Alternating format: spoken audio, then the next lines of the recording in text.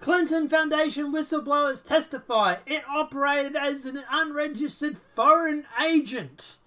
Woof, this is going to be getting a little bit spicy. Let's jump into it. I doubt this video is going to be monetized. The Clinton Foundation operated as a foreign agent early in its life and throughout its existence, and did not operate as a 501c3 charitable foundation as required. And it's not entitled to its status as a non-profit, alleged two high-qualified forensic investigators, accompanied by three other investigators, sent an explosive testimony Thursday to the House Oversight and Government Reform Committee. John Medevin and Lawrence W. Dial, might be mispronouncing, both graduated from the Catholic Chute College of the Holy Cross, and formerly expert forensic government investigators gave their shocking testimony before Congress based on a nearly 2-year investigation into the Foundation's both work nationally and internationally. They were assisted by other highly trained experts in taxation, law, and financial forensic investigations. The forensic investigators stressed they obtained all the documentation on the Foundation legally and throughout Freedom of Information Request Acts from the IRS and other agencies. In case they get, raided, for example. Former Utah U.S. Attorney General John Hubbard, who resigned when he was appointed by former Department of Justice Attorney General Jeff Sessions to investigate the Clinton Foundation and the issues surrounding the approval to sell 20% of the U.S. uranium assets to Russia, declined to attend the hearing. I wonder why you declined to attend the hearing there, mate. Chairman Mark Meadows, NC, who oversaw the hearing, stated that it was disappointment that Hubbard declined, leaving Congress in the dark regarding the DOJ investigation.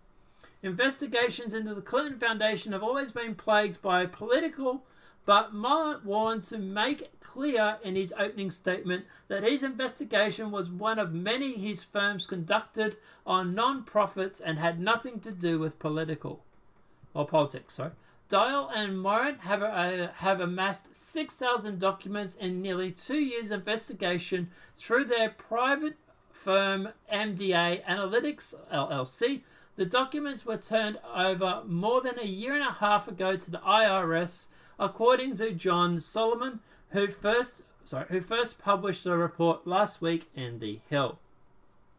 So, quote, the investigation clearly demonstrates that the Foundation was not a charitable organization per se, but in point of fact was closely held family partnership, said Doyle, who's formerly worked on Wall Street and has been involved in finance for the last 10 years conducting investigations. Quote, as such, it was governed in a fashion in which it sought to large measure to advance the personal interests of its principals, as detailed within the financial analytics of the submission, and further confirms with the supporting documentation and evidence sections. At the onset of the hearing, Mullen warned to make perfectly clear the intention to look into the Clinton Foundation was not political, but based on their work with the firm. Quote, at this point, I'd like to answer two questions. Who are we and who are we apolitical? Mullen told the committees, quote, we have no party affiliations to this whatsoever. No one has financed us. We are forensic investigators that approach this effort in a non-partisan profession, objective and independent way. We follow facts, that is all. Quote, we've never been partisan, he added, speaking on behalf of the 5 members of his group testifying to Congress. We come from law enforcement and Wall Street, and each of us has dedicated our entire lives to praising the rule of law, doing the right thing, pursuing facts. We follow facts, that's all. Quote, none of this is our opinion, he went on to state. I emphasize none of this is our opinion. There are no facts. These are not our facts. They are not your facts. These are the facts of the Clinton Foundation. He disclosed the reason for his firm deciding to take on the Clinton Foundation and the fact that they had been paid for the investigation out of their own pockets. "Are you doing this for money?" said Mohan to the committee. "Yes, this is how we make a living." Mohan and Doyle swapped back and forwards between their testimony and opening statement, making it clear they were working as a team. But the most shocking statements came from Mullen's statement as he read the list of violations by the Clinton Foundation. Mullen stated Mullen stated foreign agent as he began to read from the long list of violations discovered during the course of their investigation. Quote, "The Clinton Foundation began acting as an agent for the foreign governments early in its life, and throughout its existence. As such, the Foundation should have registered under the FARA, or the Foreign Agents Register Act," he said. Ultimately, the Federation and its auditors concealed its formal submission that it did operate as a foreign agent. Therefore, the Foundation is not entitled to its 501c3 tax-exempt privilege as outlined in the IRS 170C2. Alright, so a little bit more, guys, not much more. Doyle, who has also outlined a litany of violations by the Foundation, noted that currently they have approximately 1.7 million non-profits in the United States that annually generate nearly $2 trillion, which is 9% of the US GDP. Quote, "Who's minding the score, looking out for the donors, and minding the rule of law," said Doyle. Quote, "On that note, we follow the money, so we made expensive spreadsheets of their revenue and expenses. We analyzed their income statements and did a macro review of all donors, which is a very jumbled sort of foundation," said Doyle. "Less than 1/10 of the 1% of the donors gave 80% of the money, so we followed the money." Mohan added that the Foundation did pursue programs and activities for which it had neither sought nor achieved permission to undertake. Particularly, he noted the case of the Clinton President Library in 2004. He noted that the Foundation's role before and after the library was built was misrepresented to donors of the approval organization tax status and raised funds for the presidential library programs therein. The pursuit of the Foundation failed in organizational and operational tasks 501c3, Internal Revenue Code 5.25.3. Additionally, Dial stated that the Foundation's international misuse of donor public funds. He stated that the Foundation falsely attested that they received funds and used them for charitable purposes, which was in fact not the case. Rather, the Foundation pursued an array of activity both domestically and abroad. Some may be deemed prophetic, but albeit unimproved, while others much large in the scope are properly characterized as profit orientation and taxable undertakings of private enterprise, again failing the operational tests philanthropy referenced above, Doyle said.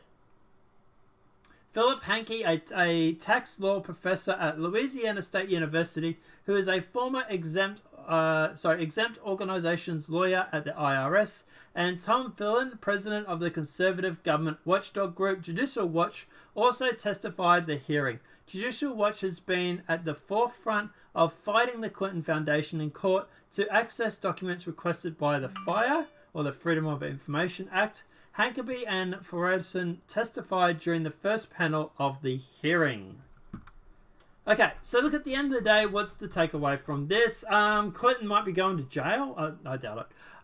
Look, at the end of the day, it seems like they were basically mislabeling their business. They tried to claim that it was non-profit. It seems like it's operated as a, quote, unregistered foreign agent, which is, troubling, to say the least, because, she was Department of State,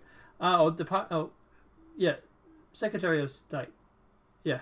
But like I say, look, at the end of the day, yeah, this is worrying. This is really concerning. The fact that the Clinton Foundation, quote, was a, quote, non-profit, but, you know, took money and went through and seemed to have done favors for other people once they received money. So it's sort of like, you know, hey, give to my donation, give to my charity, and, you know, I might go and clean your gutters on your roof. Or in the Hillary Clinton's case, you know, give money to me charity, and I might sort of push through that sale of uranium-1 that you want so badly. So, yeah, huge concern. Really, really worrying, really, really troubling. And there's no wonder that her foundation stopped receiving a whole bunch of money when she fell out of power. Not surprised at all. But guys, I don't know if this will have any effect. To be honest, I could pretty much guess what's going to happen. The Clinton Foundation will go down. Someone will take the fall, and Hillary Clinton will push someone else under the bus so that she gets away with it. And I think that if I was working for the Hillary Clinton Foundation, I would be watching my back right about now, because someone else is going to take the fall for this. Hillary Clinton will not be taking the fall. Trust me. She will pass the buck on this. But guys, let me know what your thoughts are in the comment section below. Do you think that Hillary Clinton will finally go down? Do you think this is going to take Hillary Clinton down? Or do you think she's going to pass the buck? Do you think there is nothing to this and this is all just conspiracy theory? Let me know what your thoughts are in the comment section below. If the video has been helpful, please smack a like. If you're new to the channel, welcome and subscribe. Apart from that, guys, I'll see you in the next demonetized video from YouTube. Have a great day and enjoy.